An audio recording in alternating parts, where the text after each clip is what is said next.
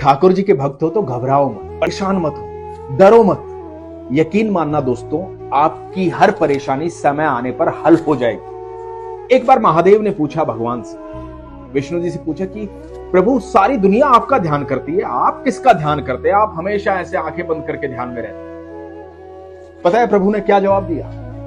प्रभु ने कहा कि मैं अपने भक्तों का ध्यान करता हूं। तो यकीन मानना दोस्तों, जिस तरह से आप उसे पुकारते हैं उससे कहीं ज्यादा वो आपसे प्रेम करता है, वो आपको देखता है, हर क्षण पर उसकी नजर होती है। मैं एक किस्सा सुनाता हूं आपको स्वामी हरिदास जी का। इस किस्से को सुनिएगा, आपका विश्वास मजबूत हो जाएगा, आपको पता लगेगा कि ईश्वर आपको किस तरह से प्यार करता है। स्वामी हरिदास जी निधिवन में, आप स्वामी हरिदास जी को जानते होंगे। स्वामी हरिदास जी ही वो हैं जिनकी वजह से आज हम बाके बिहारी के दर्शन करते हैं, बाके बिहारी से मिलते हैं। तो स्वामी हरिदास जी निधिवन में अपने ध्यान में लीन।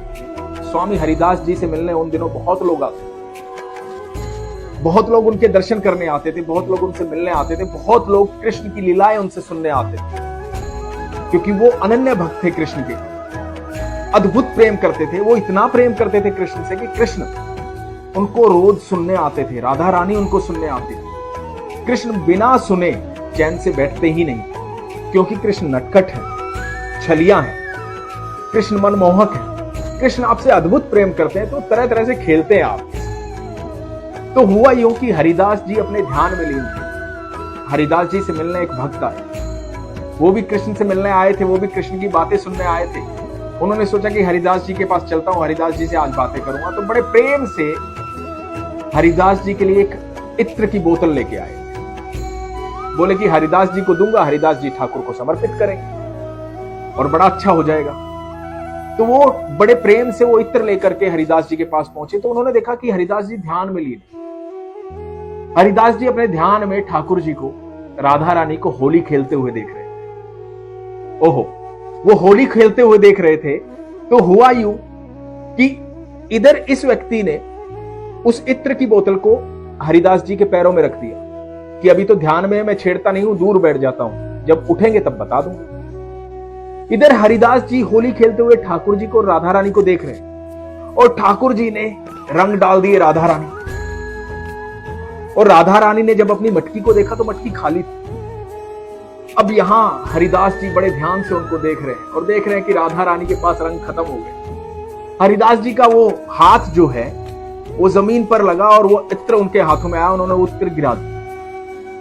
हरिदास जी की आंखें बंद थी, वो इत्र गिरा दिया और वो इत्र सारा रेत में मिल गया, मट्टी में मिल गया। इधर जो आदमी बैठा था, जो इत्र लेके आया था, हरिदास जी के पास आया था, ये इत्र दूंगा, भगवान श्री कृष्ण को हरिदास जी चढ़ा देंगे, वही देख करके छटपटा गया, नाराज हो गया। वो सोचा कि अरे मैं इत्र लेके आया था, हरिदास जी ने तो सारा इत्र गिरा दिया। परेशान हो गया, बोला ये क्या हुआ यार, मैं तो इत्र लेके आया था, इतना अच्छा खुशबू वाला।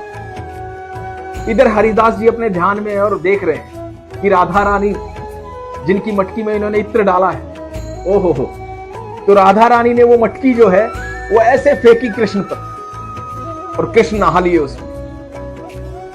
अब जब ध्यान टूटा, हरिदास जी ने देखा कि कोई मिलने आया है, तो हरिदास जी बोले कि हाँ।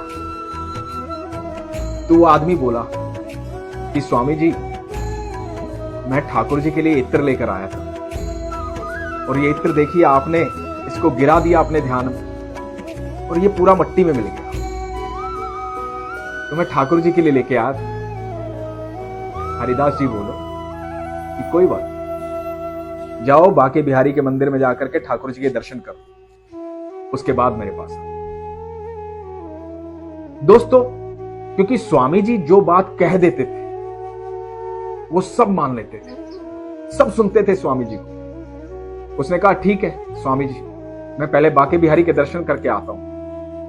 वो आदमी बाके बिहारी के मंदिर में गया और जैसे ही मंदिर में घुसा, आप यकीन मानना दोस्तों, वहां उस इत्र की महक इतनी महक रही थी, इतनी महक रही थी कि पूरे मंदिर में वो खुशबू जो है, वो खुशबू चारों तरफ ऐसे ऐसे महक रही थी। ये आदमी पागल हो गया, बाके बिहारी को देखकर पागल हो गया। बाके बिहारी इत्र में नहाए हुए थे, वो इतनी खुशबू थी।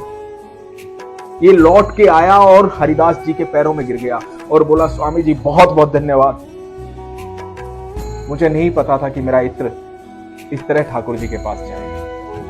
बोलो हरे कृष्ण। ठाकुर जी आपकी हर बात को सुनते हैं। आप यकीन मानना, जिस भाव से आप उन्हें भोग लगाते हैं, जिस भाव से उनसे बातें करते हैं, जिस भाव से अपनी इच्छा उनके सामने रखते हैं, या जिस भाव से आप उनसे प्रेम करते हैं, आप यकीन मानना आपका हर भाव उनके पास पहुंचता है। हर भाव को सुनते हैं, उतने ही प्रेम से सुनते हैं और आपको कई गुना प्यार वापस देते हैं। वो इत्र की बोतल इतनी सी थी,